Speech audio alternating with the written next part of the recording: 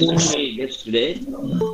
Probably the youngest among the speakers who were with us in the past.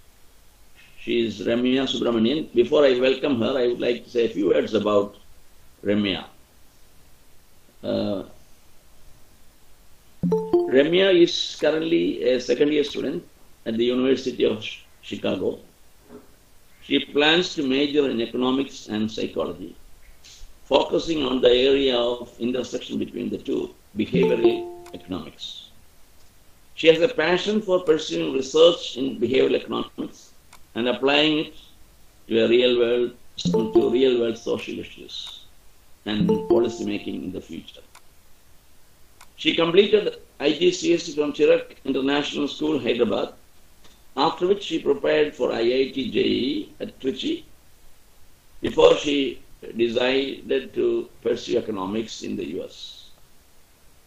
Economics is in her blood. She comes from a family of economists. Her father, Dr. Subramanian Krishnamurthy, is the chief economic advisor to our Prime Minister, Mr. Narendra Modi ji.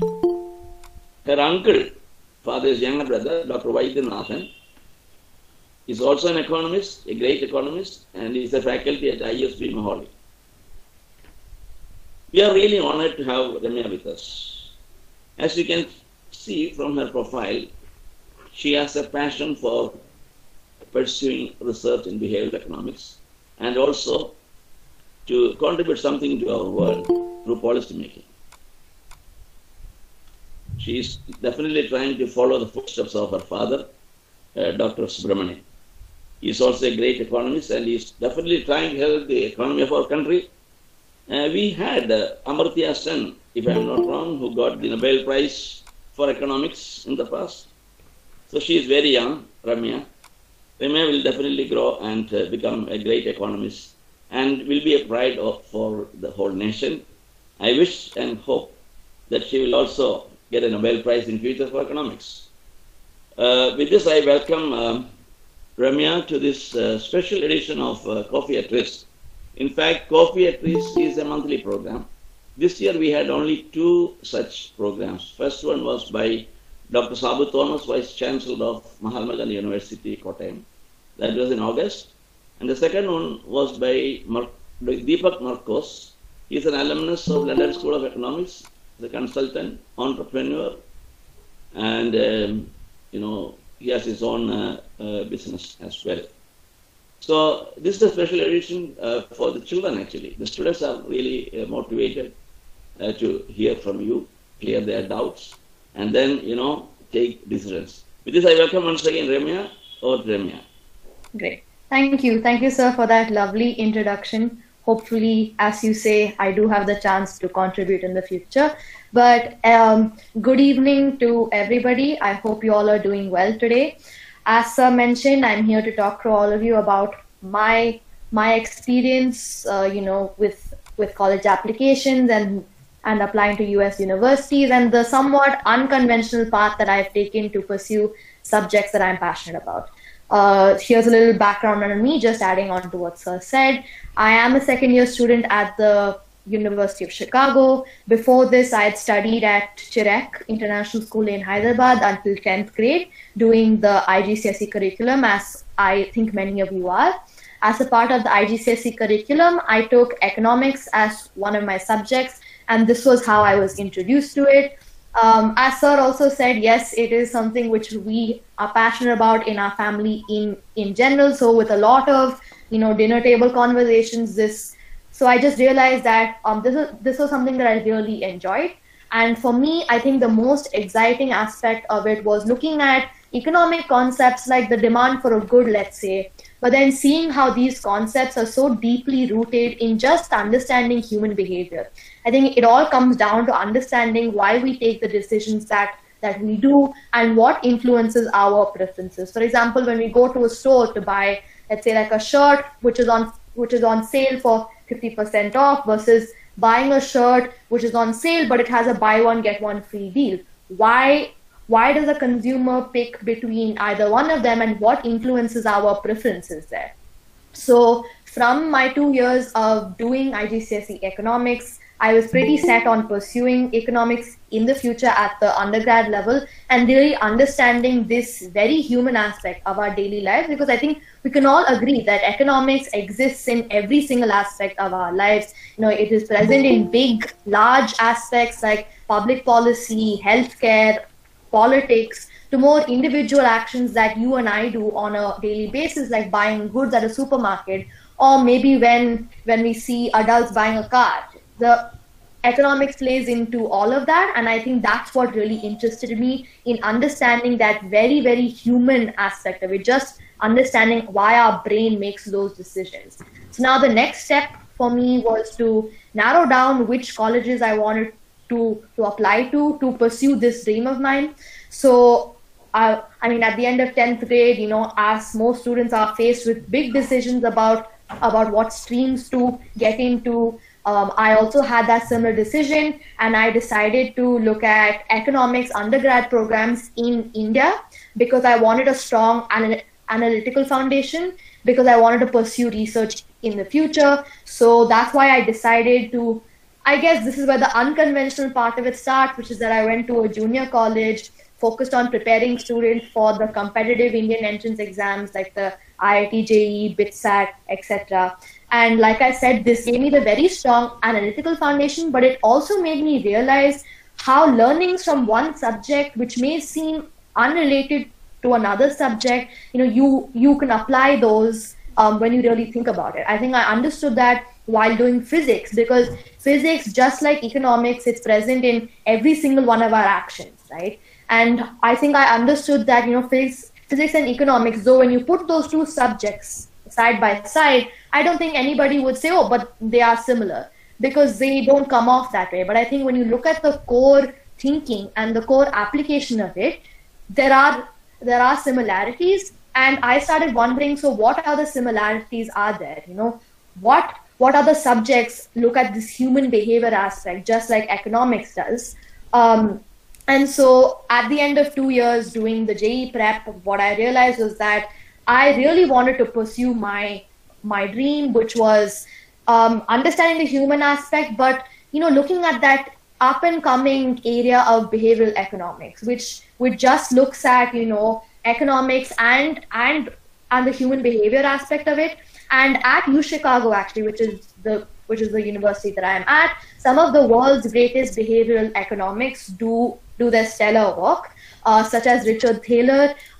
If you haven't read his book Nudge, I would recommend everybody to read that book. But he won the Nobel Prize in 2017 for his contributions to behavioral economics. And so I figured out that my dream was to go to UChicago and learn how to do this kind of important research in human behavior that you could then apply and bring effective change, because policy work as of now in most countries is at the surface level of just the policies which we're trying to bring in. But I think if you tap into the more human aspect and look at each individual's behavior and then frame policy based on that, there's a lot more effective change that is untapped.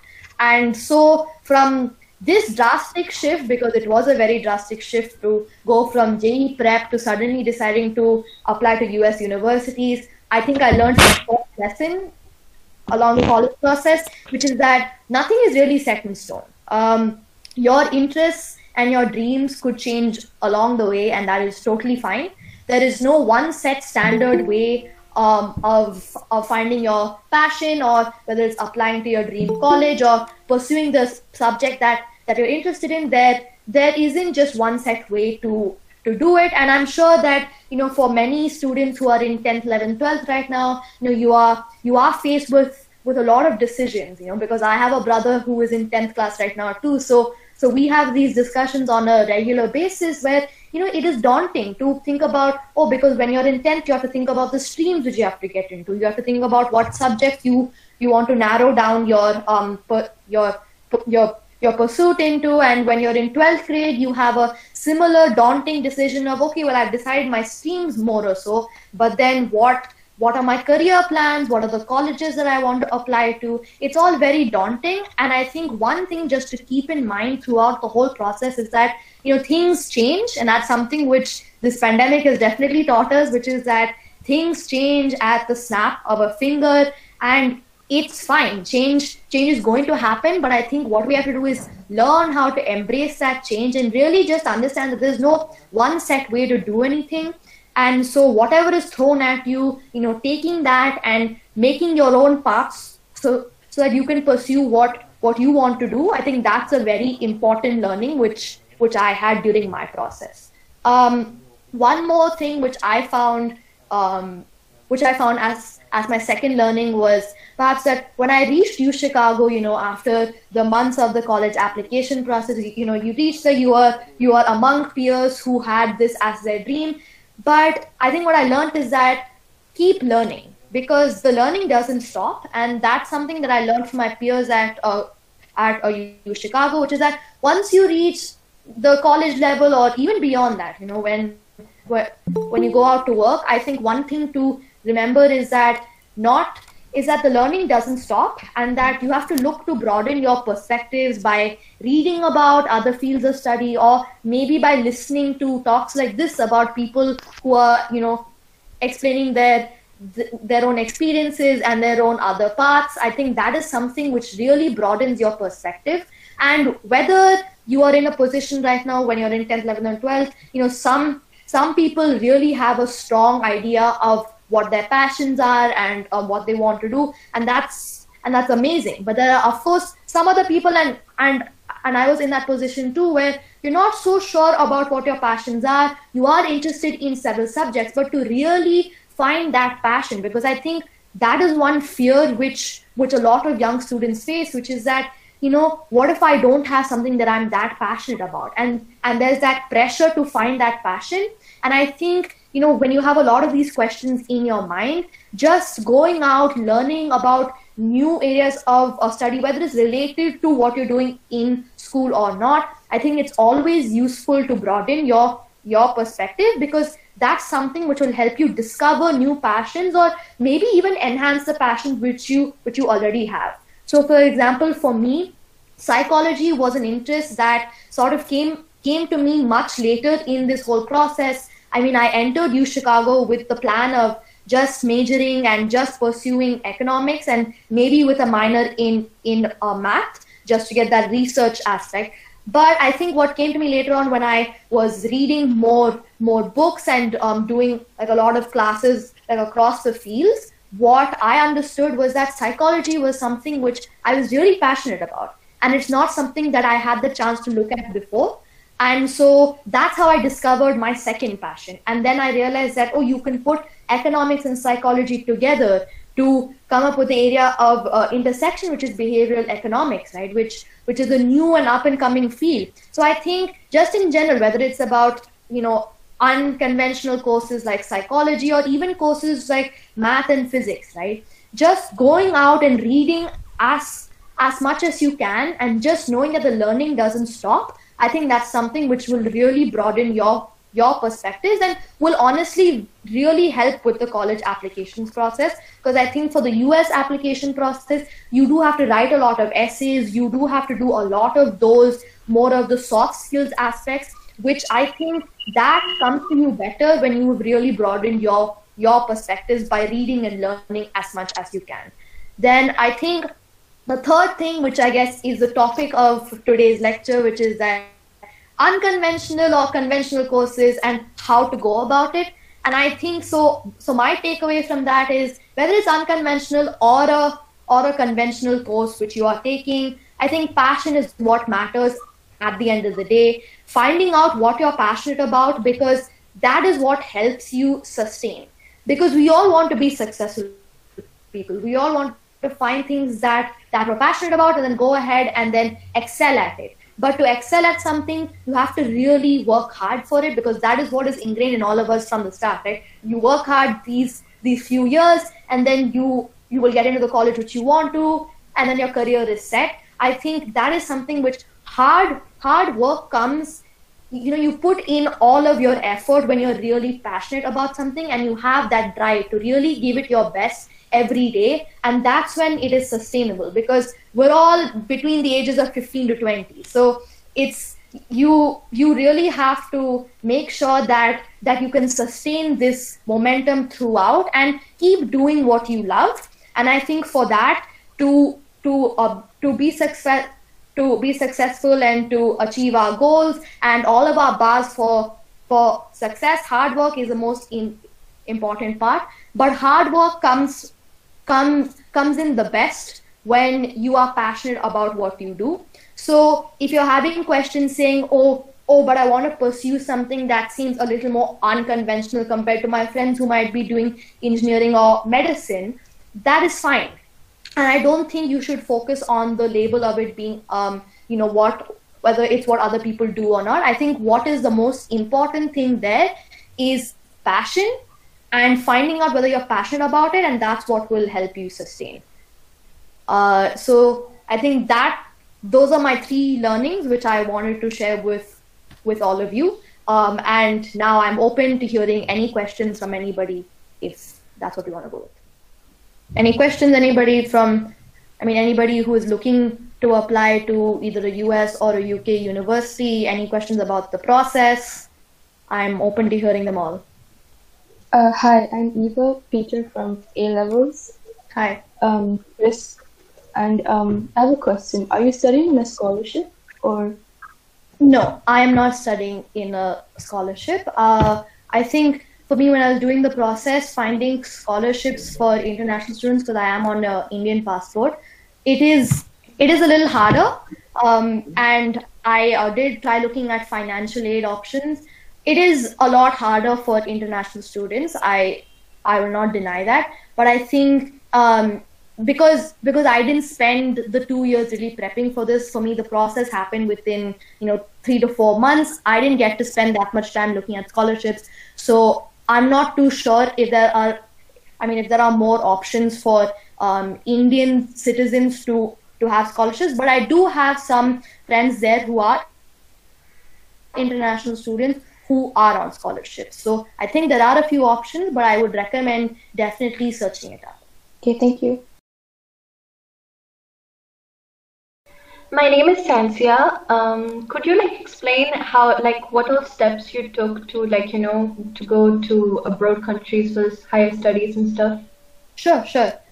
So like I mentioned, it was a little unconventional because I think I decided only in December of 12th grade that I wanted to apply abroad. But I think from there on, the steps which I took was looking at all of the schools and figuring out which programs were the ones which I was interested in, because when you look at it at the start, I think we all just look at the highest ranked ones, and that's of course a factor which you have to keep in mind. But I think a more important factor to look at is looking at what you're interested in.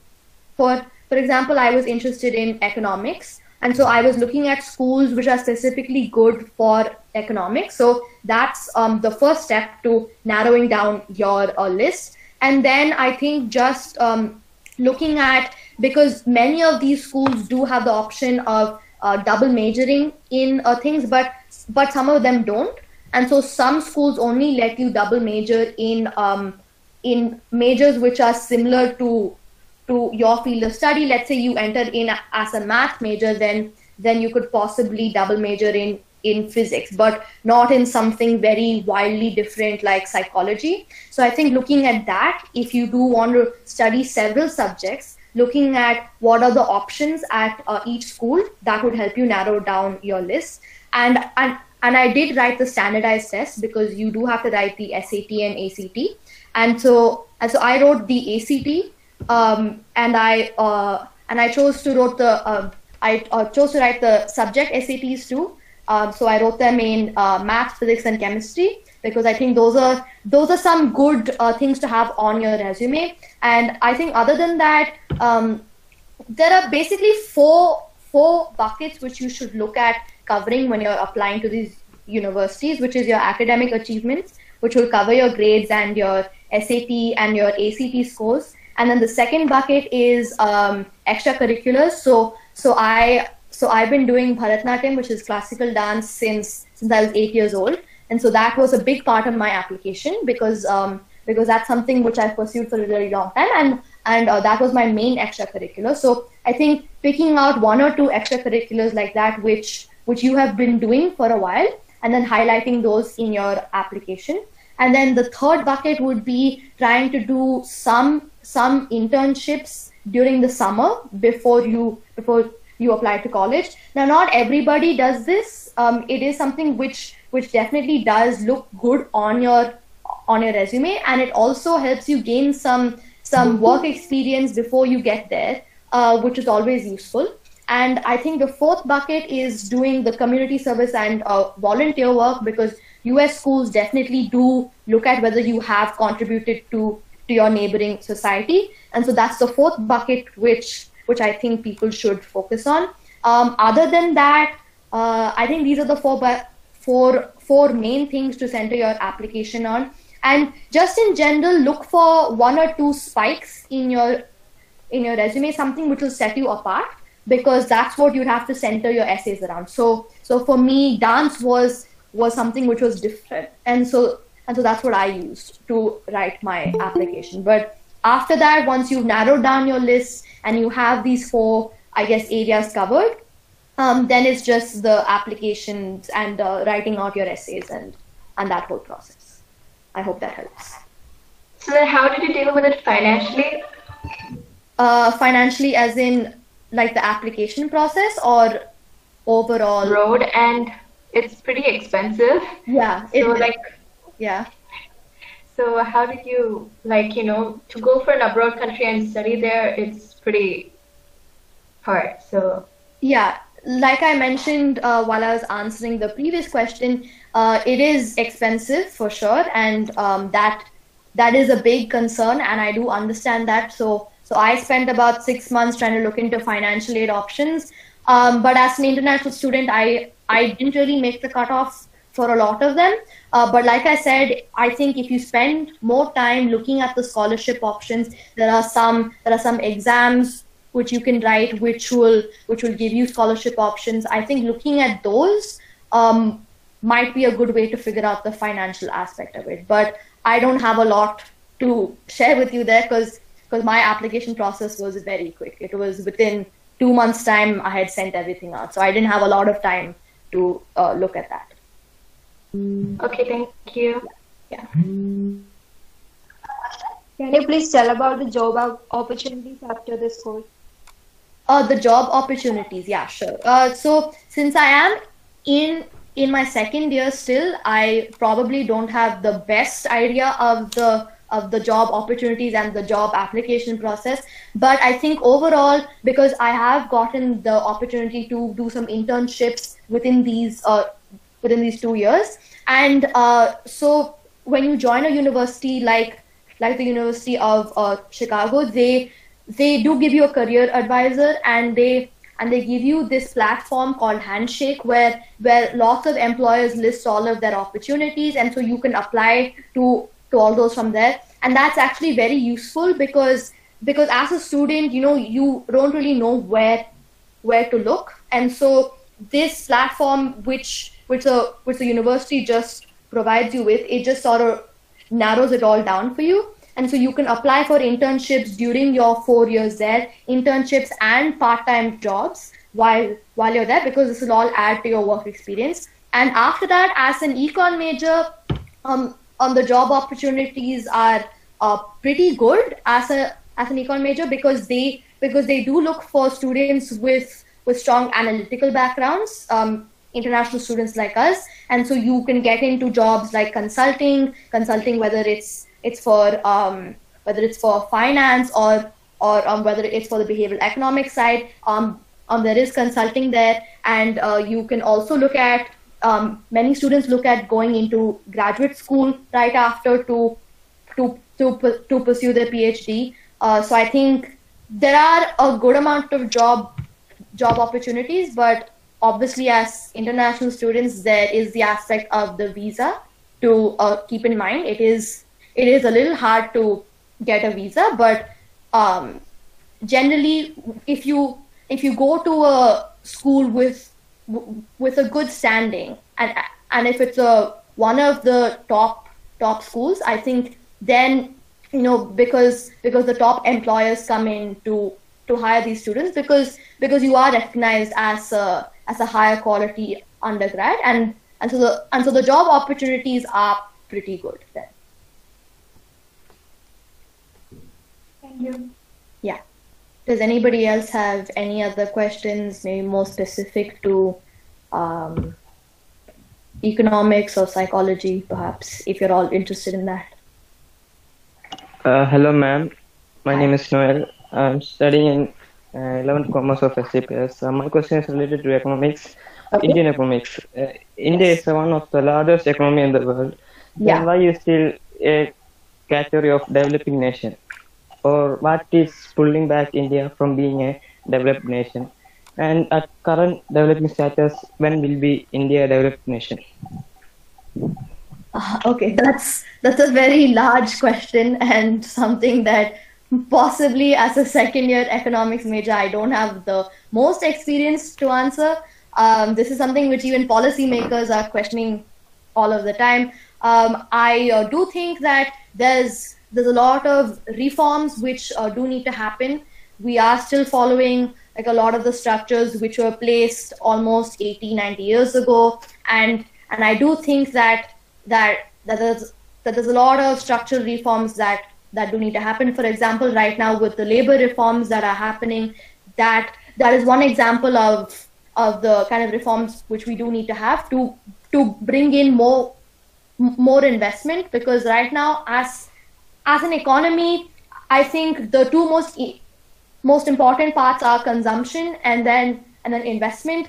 As a country, apart from the pandemic, but we do decently well on the consumption aspect. But the shift now has to come when we all shift into more of the investment aspect. Having more foreign direct investment would be good, but even domestic investment, I think that's something that does need to happen. And I think, like I said, like the labor reforms is something which does encourage that, because it does give companies more flexibility to increase their productivity by hiring more people. And so that is something which I hope we will see the effect of soon enough. But I think right now, if we push for more reforms across all of the sectors, whether it's labor, whether it's I think the financial sector definitely needs a lot of reform. If we push for those reforms now, I think that is what will push us to a more developed stage. I think in the future, maybe 10, 20 years down the line, when you start seeing the impact of these reforms, I think that's when you will start to see, I think, a lot more of development. But once again, this is a very large topic, and so what I said doesn't cover even 1 inch of it, perhaps. But yeah, there's a lot that does need to be done. Thank you, ma'am. Thank you so much. I'm Sandra from Syrian Jacobite Public School. I'm studying in 11th Commerce. Okay. Apart from economics and psychology, can you suggest any other unconventional courses in economics? Sure. So I think other combinations, which right now economics and data science is something which is very important to look at, because we are in the big data age. We are in the age where big data is booming. And so I think getting a good grasp on data science or statistics, like along with economics, I think those are good combinations to have. I also think maybe perhaps looking at economics, but also studying some more about healthcare, because that is something which isn't grouped together very often. But I think healthcare could do a lot better, because healthcare, like any other industry, has an economic aspect to it, and I think that does need to be tapped into. Other ones which I can think of are possibly economics and political science, looking economics and law, because there are a lot of economic aspects to a lot of the laws and to a lot of the cases which people have to fight for every day. So I think economics and law. These are the ones that I can think of. I think in general, economics can be applied in many places, and so just looking at any sector and then looking at how that connects with economics, I think that itself will present you with an unconventional course combination. Yeah. Thank you. Yeah. Hi, I'm Abida from Syrian Jacobite. So how does psychology help in economics, economic field, you can say? Sure. So that's what I mentioned, right? That it's about the area of intersection between the two, because when you look at economics, there is of course a macro aspect, which is looking at larger questions like your friend asked before this, wondering what do we need to do to develop more. But I think there's also the micro aspect, which is just looking at individual people, and that's an aspect of economics where you could look at the psychology. And when I say psychology, I'm talking about the psychology of the decision making and understanding why people choose to make those choices. For example, I had the opportunity to talk to a company in Australia which is working on behavioral economics, and they were working on this very interesting social issue. So there, because you have the great barrier reef where they have all of that coral reef marine life, right? And so they have farmers who are stationed near those, and in those farming practices, they actually end up sending out a lot of harmful waste towards the ocean, which is harming the coral reef there. And so what this company went and did was they tried to find a solution to push these farmers to switch to more eco-friendly farming practices, so that it doesn't impact the coral reefs as much. And the problem was that because the government had already tried to place incentives and then push the farmers to switch to these eco-friendly practices, but nothing had worked yet. And so this behavioral economics firm went there and looked at the individual farmers' behavior and their decisions, and they figured out that the farmers were worried about their image, because the farmers for years they'd been harming the coral reef, which is a big sense of pride for all the Australians. And so the farmers had a negative image, and because of that they didn't want to switch to other eco-friendly practices because they felt that their image was already terrible. So I think that's an example of how you can use behavioral economics to bring in change which regular policy could not bring in, because the government had tried with regular policy initiatives to try to push farmers, but that didn't work. And I think what behavioral economics does is look at the individual behaviors, because each human has their own thought process and their own reasons for making their decisions, right? And so what something like behavioral economics does when you combine psychology with it is that you start understanding the human behavior aspect of it, and that helps you understand how to make economic policy more effective. So I think that's an example of how you can combine economics and psychology and bring more effective change. Thank you. Yeah. Hello, my name's Joanne. My question for you is, what if a non-conventional subject is something one of us may like to pursue? How do you think we can go about it? Is it even possible to major in a non-conventional subject? I think it definitely is, and that's a good question, and it is definitely daunting because you see most of your peers going for more, I guess, conventional things, because we're all presented with mainly engineering or medicine, right? Because that's the question which we're all asked. But I think right now, because there are so many options which are opening up for us, which wasn't present in the previous generation, it is definitely possible for this generation to look to pursue unconventional courses. And I think, if you have to do that, you have to be comfortable with the unconventional path, like I said, and just find something that you're very passionate about, and to go about it from there is to put in, all of your effort into finding out more about that course which you are interested in, finding out the few colleges which which do offer those, finding out what are the job prospects after that, and how you can take this beyond just an interest in a subject, because psychology is something that I'm interested in as a subject, but I think combining it with economics lets me take it further to a career level, and it's more than just an interest in a subject then. So I think really just going out and reading, learning more, because we have the internet at our hands, which is such a useful thing, because sitting at home you can just go and find out about students who are doing this kind of thing all over the country. And I think it is a little daunting, but I think if you go ahead and try to research it and talk to people and ask them about it, I think it is very possible. And I think I would say that maybe I'm an example of how an unconventional course selection, it is possible, and it is something which you should definitely pursue if you are passionate about it. Okay, thanks so much. Yeah. Hi, my name is Abel, and my question is that, suppose if a person like me has multiple interests, which should be conventional or non-conventional, how do I isolate it for my further progress? That's also a good question. I think that's something which a lot of us face, which is that, I'm interested in so many subjects, and how do I pick from here?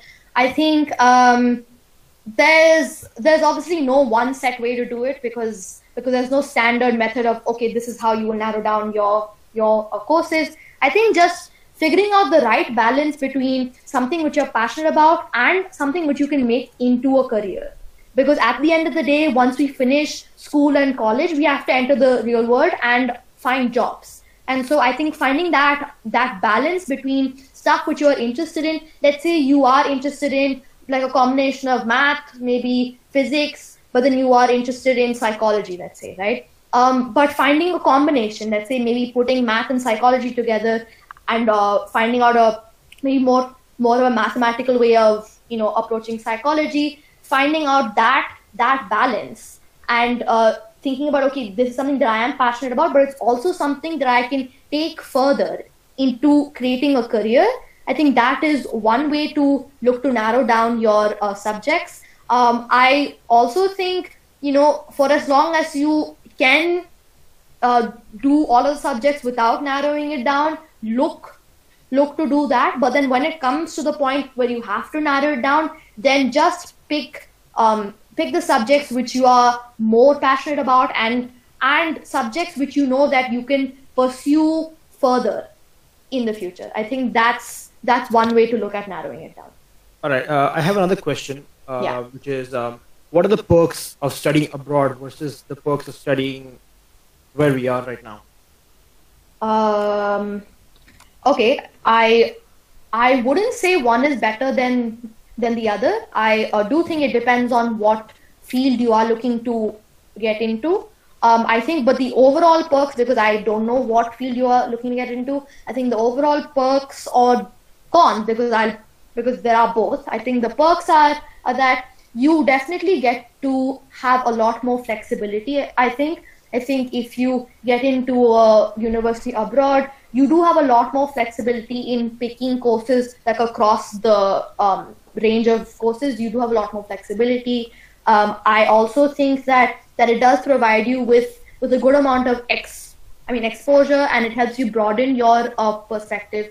I think those are good perks. And I think if your aim is to get a job in a country that is abroad, I mean, this is a good way to start that process. That is also perhaps a perk for you. But I think some of the cons are that, sometimes it is a very drastic shift. It is very, very, there's a big difference between, cultures, and so you go there, and so for some people it may not be something which they anticipate, and so you get there, but then you realize that the culture shocks are very different. And there is a financial aspect, which is a very big aspect. It is a lot more expensive to study abroad, I think. But if you really had to pick between, do I want to study abroad versus in India, I can tell you from my experience, because I grappled with that question for about 3 years. But I think from my experience, it is just, all it comes down to is what you would be more happy doing, and I think what helps you pursue your dream the most. I think that's what it should come down to. But yeah, I wouldn't say one is necessarily better than the other. Right. Thank you very much. Yeah. Hello, my name is Elena. Yeah. And I would like to know what are the non-conventional courses available for commerce and science students in USA? I mean, there's a wide variety, but I can talk about the majors that are offered at U Chicago just to give you an idea.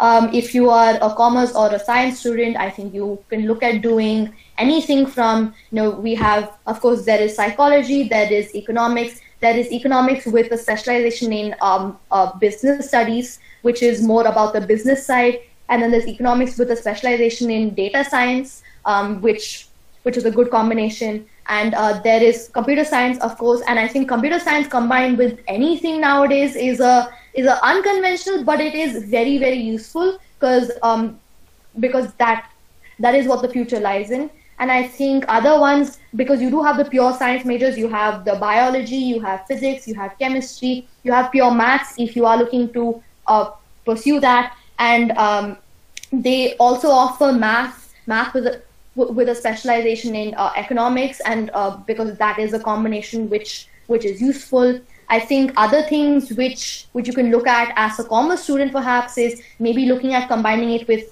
public policy, like I said, because that is a major that is offered at U Chicago. There is also political science, which is useful. You can also look to get into classes like about the financial accounting or because at U Chicago they do let us take classes at the business school, which is for the postgrad students, but they do let us take some of those classes. And so you could do like a math major, but then take some of those business classes. You could do a physics major and take some of those business classes. I have friends who have done the astrophysics major, but have gone on to work in economics and consulting. There's a wide variety. And I think in general, if you are at a US university, the emphasis on what major you have done isn't that high. I think it's more on how you have done during those 4 years, your GPA, and it's also dependent on what kind of interest have you shown otherwise. I mean, how have you used your time outside of classes? How have you gone and looked at internships? So I think those also help you form, I guess, unconventional combinations. If you are, let's say, a physics major, but halfway through you realize that, I want to pursue something like business econ. And then you can take some of those classes, and it's all possible because there is that flexibility. So I think those are some examples of the combinations that you can have if you're at a US university. Thank you so much. Yeah. Good evening, ma'am. I'm Alan from class 12 of SCPS. I'm a bio-IP student. Ma'am, my question is, what are the courses for a bio-IP student like me abroad? Like I mentioned, there are many majors that you can combine. I think you could look to combine maybe biology and then with a data science major, or biology with a computer science major. I mean, in general, I think across US universities, you don't generally have the restriction of these are the courses which you can take. You can combine majors which are interesting to you. So it can be anything, like I said, from astrophysics to maybe going ahead and doing a philosophy major with it. There are these combinations that you can go for. So it all just depends on your interests and what majors you would like to combine. But I think maybe biology, data science, computer science, there is statistics also. These are all good things to combine because it does give you a lot of career opportunities too. Thank you, ma'am. Thank you for the valuable information. I have another question for you. Yeah. What if, suppose, let's say I'm taking a commerce stream now, I'm studying a commerce stream now, and I have a sudden interest to study a science subject later on. Is that still possible to pursue when you're doing your undergrad? Yeah, that is definitely possible because the good thing is that when you come to a university like U Chicago, you don't have to declare your majors until the end of the second year. which means that you can basically take courses all across the board for the first 2 years, and then decide your major, and then do that for the next 2 years. So it's definitely possible that you come in thinking that you want to be an econ major, but then you slowly realize, oh, I have an interest in a science subject, and then you can take some of those introductory level classes, figure out whether that is something that you're definitely interested in, because they do let you have a certain level of general electives which you can take, and so this would count as a general elective, and then you only have to declare your majors at the end of your 2 years in, and so that does give you the full flexibility to really switch between your interests. Okay, thank you. Yeah. If there is anybody can ask questions, only 2 more questions are going to be entertained. Please. Any specific questions about essays? I think nobody has covered that yet. I can talk about that if you want. What are you supposed to cover in your essay? Okay, so generally, so how the process goes is that you will apply through the common application, and so for that you have to have your personal statement, which there really isn't a topic for that. It is just talking about you and your journey. So that's the time when you would highlight all of your extracurriculars and the things that you have worked on during the last 4 years. And so that's a general statement which you have, which will go to all of the universities. Then for each university, you have a specific essay which they will ask for. Now, most universities will probably ask a generic, why this university, right? And so you would have to answer saying, I'm interested in this major, and this is why I'm interested in your university. Basically, convincing the university that, okay, this is what makes your university more interesting to me, and this is why you should take me as your student. I guess that's the more why Yale or why use Chicago. Those are those essays. And then some of the universities ask for more specific essays about, they'll probably give you a topic like this, describe some experience that has changed your life, or describe some experience that has made you question one of your beliefs. And it's all just I think at the end of the day, like, the topics will vary across universities, but the main thing which you should look to cover is talking about your experiences and what you have worked on during the 4 years, because that's what they look to see. And they look to see how your experiences, I guess, doing volunteer work or whether it's doing an internship, how those have guided who you are today. I think they also look for a good amount of that personality or character building as well. So that's what you should look to cover, regardless of what the topic is, because they usually like to throw out a bunch of different topics, but that's the essence of most of the colleges. Okay, thank you. Yeah. Was there any community work that you did in particular? Yeah, so I volunteered for, so through CHIREC, we had a lot of opportunities, and so there was this community service club, which I was the president of, and it's the Interact Club, which basically you just go and organize drives near our school. We had helped this school for the blind nearby, and so that's an example of an initiative which you can take. I think other ones which I did during 11th and 12th specifically was during summer I had volunteered for Teach for India. So I basically taught underprivileged children math for the summer. So those are the kind of volunteer work which I think you should look to do. I think look to have something where you have participated and contributed, but also look to have something where you put in your own initiative, because that is also a good thing to have on your resume. So maybe get some of your friends together over the summer and then go out and find an orphanage to run an initiative for, or whether it's a donation drive, something like that, something which will show your own initiative as well. Okay, thank you. Yeah. Ma'am, I have a question. Okay. After 12th, I would like to write IELTS. So I heard that there are two types, a general type and academic type. So which one I should write as a student to go abroad? I actually don't know because I have not written that, and I only wrote the SAT and ACT, which is something which you will do during 12th grade, and that's something which most colleges require for you to apply. But I'm not sure about IELTS. Thank you, ma'am. Yeah. Ma'am, other than these two exams, is there like any other exams to take for going abroad? I think looking at doing the AP test, which is the advanced placement test, those are very useful because the problem is that most of the kids who apply from the US, so those are the kids who have done these AP tests during their school. But international students like us have not done AP tests in school, and so what AP tests do is that you are basically taking tests which will show that you have learned this subject to the college level, and not just at the high school level, but to the college level.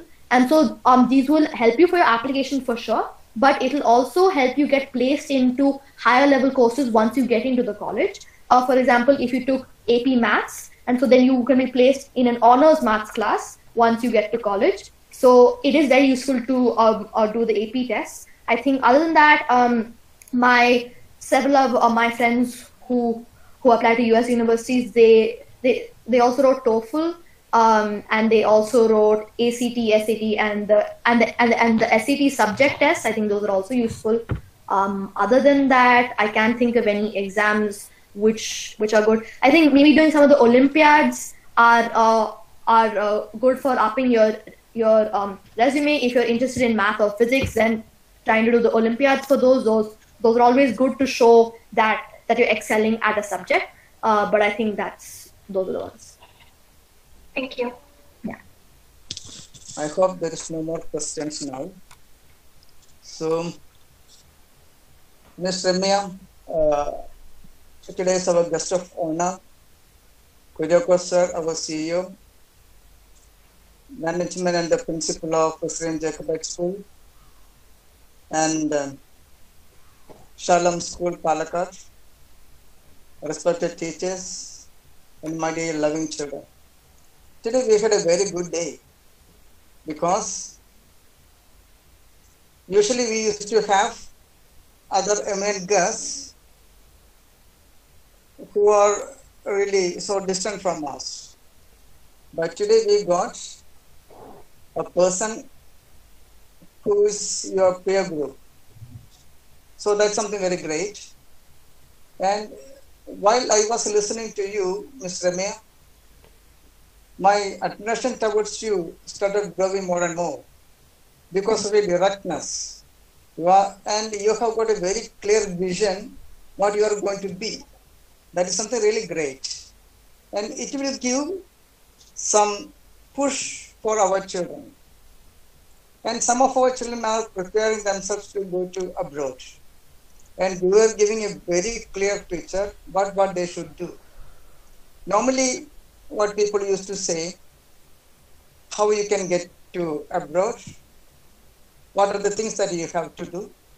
But you even started telling about the things what you have to keep in your resume, like what internship what you should do, what community work you should do. All these things are so great eye-opening for our children. And I am so sure my children got a lot of from this interaction. So thank you very much for spending your time, valuable time with us. Thank you so much. On behalf of everybody here, once again I say thanks to you from the depth of our hearts. Thank you so much. Yeah. And I would like to say one thing more about our Kuryakos sir. He is instrumental of bringing you here to our midst. So wish you all the best. And we feel that you are a leader in bloom. Without much delay, we can see you again to India, leading us. Wish you all the best. Thank you so much. Thank you, Remy, once again, and we expect you to come to us again and again. Yes, It thank will be you. a great boost to us. Thank you. Thank you very much, Ramya. Thank you. Thank you very much, and wish you all the very best. Let her get the dreams fulfilled, and I do believe that you will definitely bring laurels to our country. God bless you. Thank you. Thank you so much for having me here. Welcome.